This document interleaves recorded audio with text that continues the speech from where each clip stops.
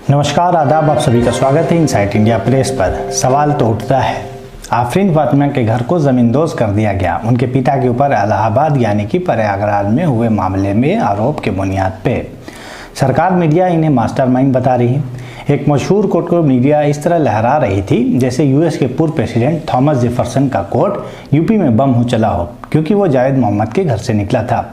मगर जावेद मोहम्मद खुद उस दिन प्रदर्शन के खिलाफ फेसबुक पर लिख रहे थे।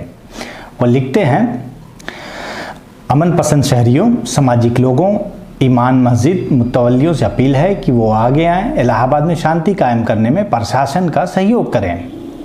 वो एक और पोस्ट में उससे पहले लिखते हैं कि किसी भी मसले पर यदि सरकार से बात करना हो तो बेहतरीन तरीका होता है अपनी बात या मांग को ज्ञापन के जरिए अधिकारियों से समय लेकर दी जाए।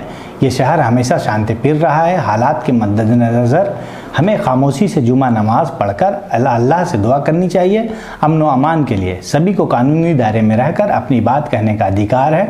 मेमोरेंडम बनाएं, हम सब मिलकर जिलाधिकारी के माध्यम से राज्य सरकार या केंद्र सरकार या महामहिम राष्ट्रपति महोदय को भिजवाएं। बेवजह कोई भी सड़क पर इकट्ठा बिल्कुल ना हो जिससे पूरी मिल्लत को नुकसान उठाना पड़े। जुमा पढ़ें, अपने घर जाकर दुआ करें, अमन चैन शांति मोहब्बत कायम करें।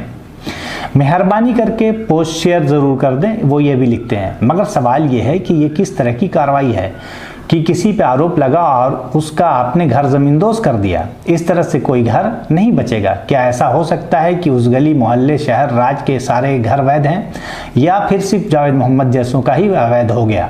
योगी सरकार क्या राज्य भर के घरों को ज़मींदोज़ करेगी? क्योंकि ऐसा कौन सा घर है जो नक्शा पास होकर बना हो? ऐसे तो कोर्ट पे ताले लग जाएं, फैसले पार्टी के विचारधारा के हिसाब से होने लगे, मुख्यमंत्री ही जज बन जाए, संगठनों को पुलिस का बेड़ा दे दो और मुल्क को नाजी जर्मन बना दो। इस नाजियों जैसी कार्रवाई एक भेदभावपूर्ण धार्मिक नफरत से ही है।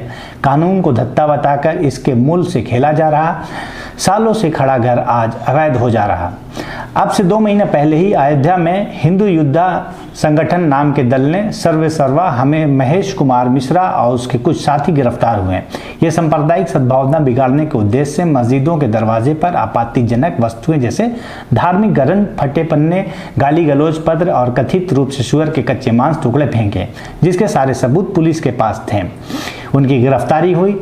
क्या इनके घर पे बुलडोजर चले? मगर इन सब के बीच बस नुपुर शर्मा और नवीन कुमार जिंदल अपने घरों में चैन से एसी में सो रहे हैं। वो सुरक्षित हैं, उनकी गिरफ्तारी नहीं हो सकती।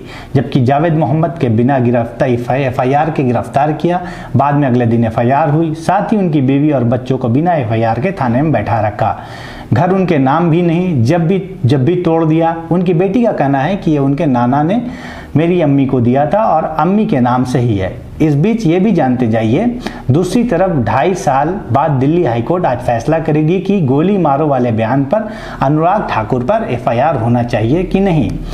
मगर इन सब में सवाल ये है, क्या देश ऐसे ही चलेगा? बुलडोजर से चलेगा या संविधान से?